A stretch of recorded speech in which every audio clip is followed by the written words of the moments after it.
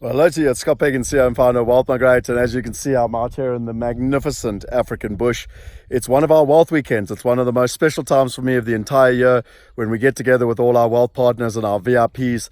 We come out for a weekend, and just with this amazing global community, we learn and grow together. And in this case, we're doing planning for the next decade so that we can not only survive the next decade, but together, collectively as a community, we can thrive, we can co-create, we can co-invest, we can co-think, we can co-learn, and most importantly, we can have a lot of fun. So what's this weekly Wealth Insight about? It is about time. You know, Roger Hamilton says that wealth is actually controlled time. And just yesterday, one of the young men that I work with actually said to me, you know, Scott, every single thing that you do, you try and be productive. And what I was doing was, he said to me, he just drives to Cape Town, it's 5 hours. And I said, well, I prefer to catch a taxi to the airport, you know, because I'm productive for an hour. Then I get into the airport, I sit in a business class lounge, I'm productive for half an hour. I get on the airplane, 45-minute flight, I'm productive for 45 minutes. When I get in the Uber on the other side to the office, I'm productive for another 45 minutes. The best case, in 5 hours, I lose maybe half an hour of productivity. And that's what it is about controlled time. You know, I always think that, you know, when you think about time, you know, you should always be doing something that is productive. Now, resting could be productive. Spending time with your family and friends could be productive. Having fun could be productive. But you always need to think about your time value of money. You know, one thing that I learned from Tony Robbins is take how much you earn in your annual salary, okay, and divide it by the number of hours. Okay, so you've got hours in a day, you've got hours in a week, you've got hours in the year. Divide it and work out what your hourly rate is. And if you're thinking about doing a menial task, let's say there's something you don't enjoy doing, like maybe some of your admin or your ironing or cleaning your house or, you know, something like that, you know, you need to actually look at it. And if you're prepared to do ironing for an hour and it costs you 20 Rand an hour, you know, or $20 an hour, then you need to decide and need to understand that you're prepared to work for $2 an hour. And, you know, a good example of this, many years ago, I had one of my business partners with me, and you know, we could have got someone to come and pick up our car. We had a hire car, and, you know, for like $15, they could have come and picked up our hire car. And he said, no, let's save the $15.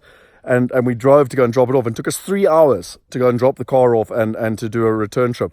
And when we got back, I said, that's fine, but going forward, I'm going to pay you $7.50 because you're prepared to work for $7.50. And it's a mindset. How important is your time, and what are you prepared to do in that time? Now, again, if you can get more out of the hours that you're working, that means you've got more time to have fun, more time with your family, you know, more time to learn, read, relax, you know, do yoga, meditation, whatever. So why does Roger Hamilton say that wealth is controlled time? Because the most successful people, the most wealthy people get the most out of time. It is the only commodity upon which every single one of us, whether you are Bill Gates, Warren Buffett, Richard Branson, or yourself, we all get exactly the same amount of time. And therefore, they must be doing something different with their time to what you're doing with your time, unless you've got the exact same results as them. And I suppose the question I ask myself all day long is, what can I do to be more productive? How could I leverage time? How could I inspire other people to join our team so that I could leverage our resources, so that we could leverage time and we could leverage resources? It's all about a mindset.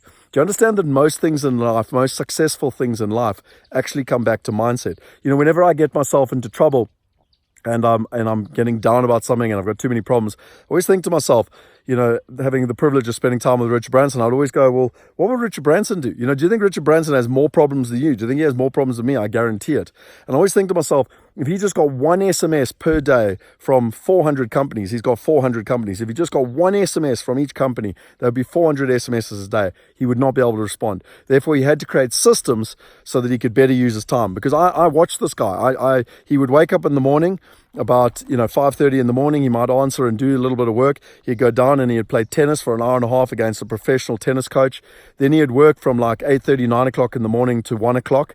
Then he'd have lunch, and then every afternoon he would play. He would kite surf. He'd spend time with the entrepreneurs that were there, and at night he would have fun with the entrepreneurs. That was his work day, and that wasn't just a week's holiday. That is how he works. No one on Necker Island is allowed to work in the afternoon, and yet he runs 400 companies. That is controlled time. That is wealth, and that is what I mean by controlled time. And so, if you want to look at what your time is worth, start keeping a diary of what you do with your day. How much time do you waste? How much time do you let emails get in your way, or WhatsApp or social media? You know, I learned something from Chet Holmes.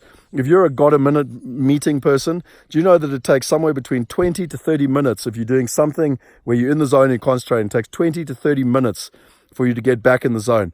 And therefore, if you have 11 interruptions, it can literally equate to like 20 or 30 days a year. Like 11 interruptions a week can equate to 20 or 30 days a year. There's a great book which I highly recommend called The One Thing, because you need to be in control of your time. You need to take control of your time. And if you take control of your time, you'll take control of your destiny. And that is why wealth is about controlled time. Scott Picken signing out from this magnificent African bushveld here. You can see there's a big dam behind me here. And really looking forward to all the wealth partners arriving this evening.